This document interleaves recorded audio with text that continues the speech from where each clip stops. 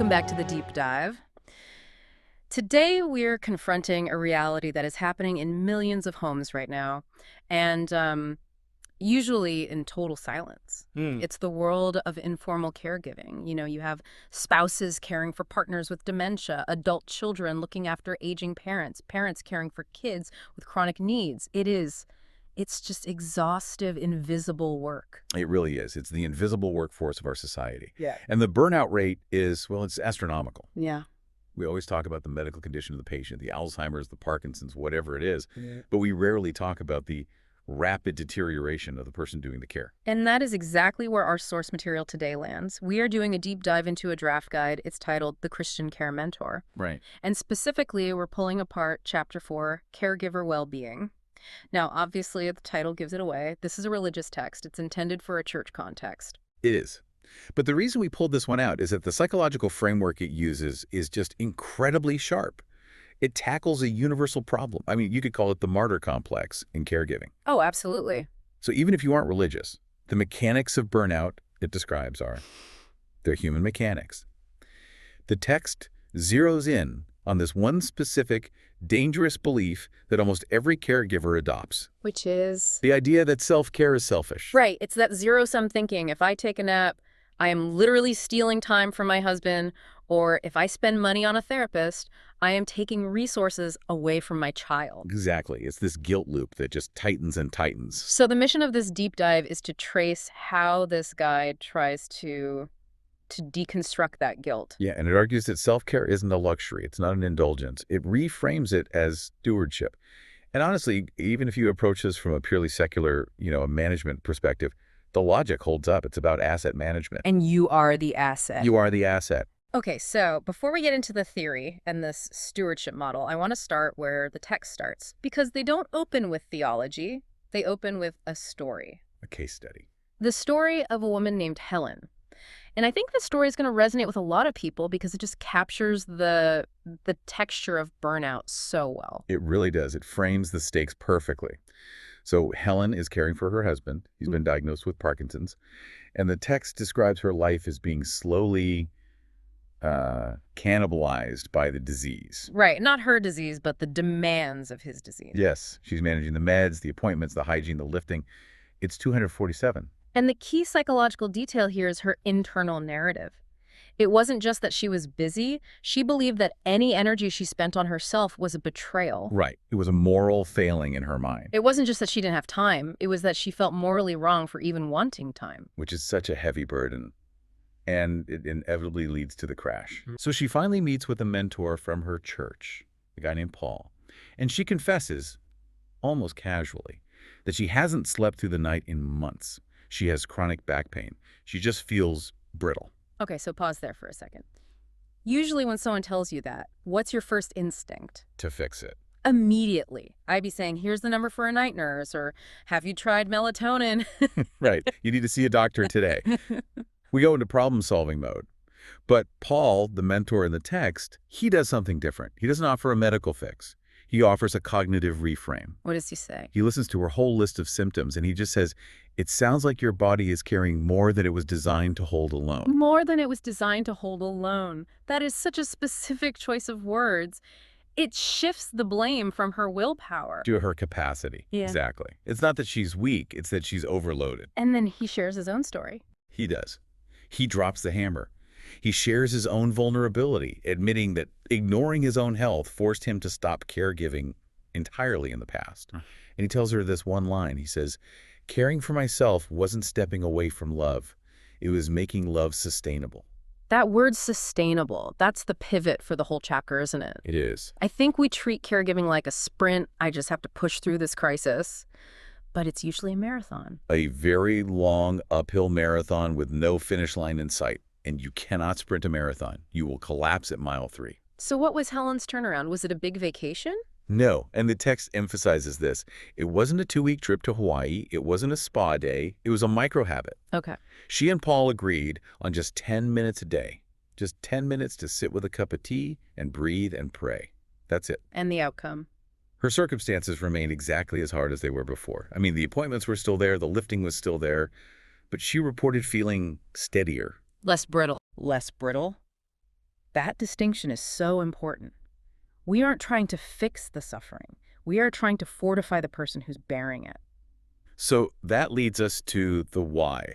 Since this is a faith-based guide, they build a specific theological argument for all this. Mhm. They call it the theology of the temple. Right. And this is where that concept of stewardship really comes in. The source leans on First Corinthians, the famous "your body is a temple" passage. Which, in pop culture, we usually hear that when someone's telling you not to eat junk food or something. Oh, they go to the gym at 4 a.m. Right. But the text applies it to burnout. How so? The argument is this. If you believe your body belongs to God, that it's a tool entrusted to you for this work, then running it into the ground isn't an act of holy sacrifice. It's mismanagement. It is mismanagement. It flips the script on the whole martyr idea. It basically says you aren't being noble by destroying yourself. You're being irresponsible with the equipment. That makes so much sense. So in this framework, well-being is actually a requirement. It's maintenance of the primary asset. Because if the caregiver breaks, the care stops. Exactly. The text defines well-being not as happiness because, let's be honest, caregiving is often sad and incredibly difficult. Right. It defines it as the balance between the demands placed on you and the resources you have to meet them. So let's break down what those resources look like. The guide splits caregiver stewardship into 5 distinct dimensions. And I appreciated this because usually when we say self-care, people just think sleep. Or a bubble bath? Yeah, but this is much more granular. It shows how burnout attacks you from all these different angles. It acknowledges that it's a multi-front war. You can be well-rested physically, maybe you are getting 8 hours of sleep, but you can still be emotionally completely bankrupt. Okay, so let's walk through them. Number 1 is spiritual well-being. Which for this specific audience means maintaining their connection to their faith. The text cites Matthew 11, "Come to me all who are weary." The insight here is really about finding a place to deposit the weight of it all. Not having to carry it all yourself. Exactly. Realizing there are things you cannot control. Recognizing you aren't the one holding the universe together. Then we move to the second one, physical well-being. And I notice the text gets really practical here. It talks a lot about limits. Yes, the practical application is all about safety. This is a huge issue in home care that people just don't think about until it's too late. Caregivers destroy their backs, lifting loved ones. Absolutely. The text argues that recognizing your physical limit isn't weakness, it is a safety protocol. If you hurt your back, nobody gets cared for. That connects right back to sustainability. If the caregiver goes down, the whole system just crashes. Correct. You aren't a machine. Okay, the third dimension is the one I think is the trickiest and probably the biggest source of guilt. Emotional well-being. This is the most volatile area, for sure. The source uses 1 Peter, cast all your anxiety on him. But the tactic they suggest is what really caught my eye. It emphasizes validation without judgment. Can you unpack that? Because I think caregivers judge themselves constantly for how they feel. Oh, they do. Caregiving brings up really dark emotions. You can feel anger, resentment, boredom. A desire for it to just be over. Exactly. And then immediately you feel guilty. You think, I shouldn't feel this way about my mother, or I'm a terrible person for wishing this was over. I'm a bad person for wanting to run away. Yes. The text explicitly says we need to create a space where those emotions can just be named without being labeled as sinful or wrong. You have to be able to say, I hate this right now, and have that be okay. So the stewardship here is just acknowledging the emotions so you can process it. Right. It's emotional hygiene. You have to take the trash out, or the whole house starts to smell. The fourth dimension is social well-being. The text mentions not giving up meeting together. It seems obvious, but it's the first thing to go, isn't it? Immediately. As the patient's needs increase, the caregiver's world shrinks. You stop going to book club, you stop seeing friends. It's just easier to stay home. You become an island. And isolation is a fast track to depression. So the fix suggested here is just gentle, small connections. It's about keeping it tethered to the outside world. And finally, the fifth dimension. This one surprised me because you rarely see it in wellness guides. Financial well-being. I was so glad they included this. We pretend caregiving is just an act of love, but it is also a massive economic event. Huge. And not just the obvious stuff. The text references Proverbs about diligent planning. Caregiving has hidden costs, co-pays, special equipment. But the big one is lost income. Yeah. If a daughter leaves her job for 3 years to care for a parent, that impacts her career, her 401k, her Social Security, forever. So stewardship here means actually looking at the numbers and not just hoping it all works out. Yes, You cannot meditate your way out of debt. The text says part of well-being is getting appropriate referrals for financial guidance. It validates that money stress is real stress. So we have these 5 dimensions: spiritual, physical, emotional, social, and financial. It's a really holistic picture. Mm-hmm. But knowing what is wrong is different from fixing it. The text then pivots to pathways for self-care. And again, I like that they seem to be allergic to big, sweeping changes. Which is smart. I mean, if you tell a caregiver working 18 hours a day they need to start CrossFit, they will just laugh at you. They don't have the bandwidth. So what's the alternative? How do you practice self-care when you have zero time? They focus on small, faithful practices. And there are two really practical tools here I want to highlight. The first is the power of asking.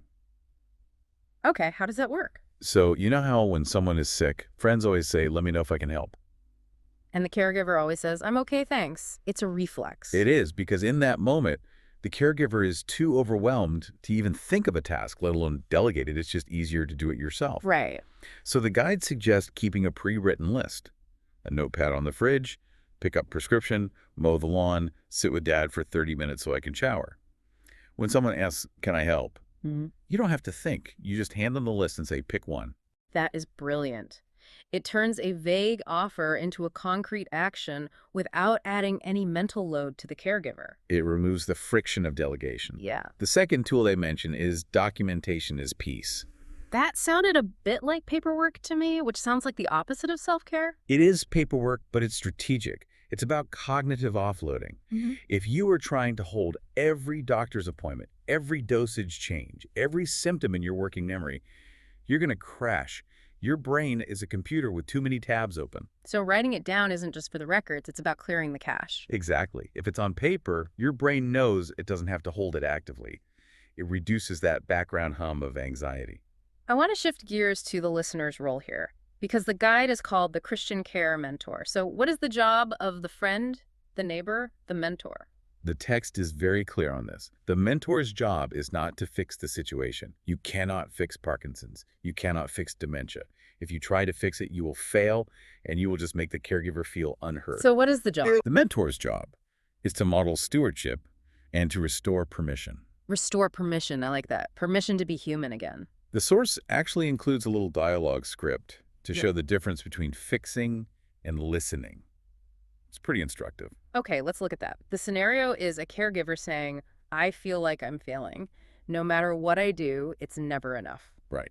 Now, a bad mentor, or just a well-meaning friend, says, oh, don't say that. You're doing a great job. You're an angel. That's toxic positivity. You're dismissing their pain and giving them homework. Precisely. But the script in the text has the mentor say, that sounds incredibly heavy.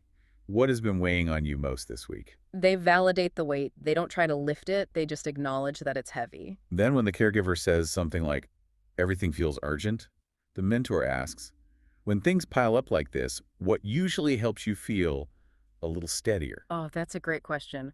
The mentor isn't providing the solution. They are asking the caregiver to access their own history of resilience. What usually helps you? It puts the agency back in the caregiver's hands, but supports them emotionally. It creates a space where they aren't failing, they're just being heard. However, the text does add a very important caveat here. There's a massive warning label attached to this section. Yes, red flags. The text is emphatic. Mentoring is not therapy. This is so crucial. If a mentor hears signs of deep despair, hopelessness, or thoughts of self-harm, that is way out of the mentor's pay grade. You cannot listen someone out of clinical depression. No. And the guide emphasizes that a good steward knows their own limits. If you try to play therapist, you're actually endangering the caregiver. You have to refer them to a professional immediately. It's about knowing your lane. Precisely. As we step back and look at this whole chapter, from Helen's tea break to the theology of the temple to the financial realities, what's the big takeaway? For me, it's the rejection of the self versus other dichotomy. We are trained to think that life is a choice between serving myself or serving others. And this text argues that that is a false choice. It's the opposite.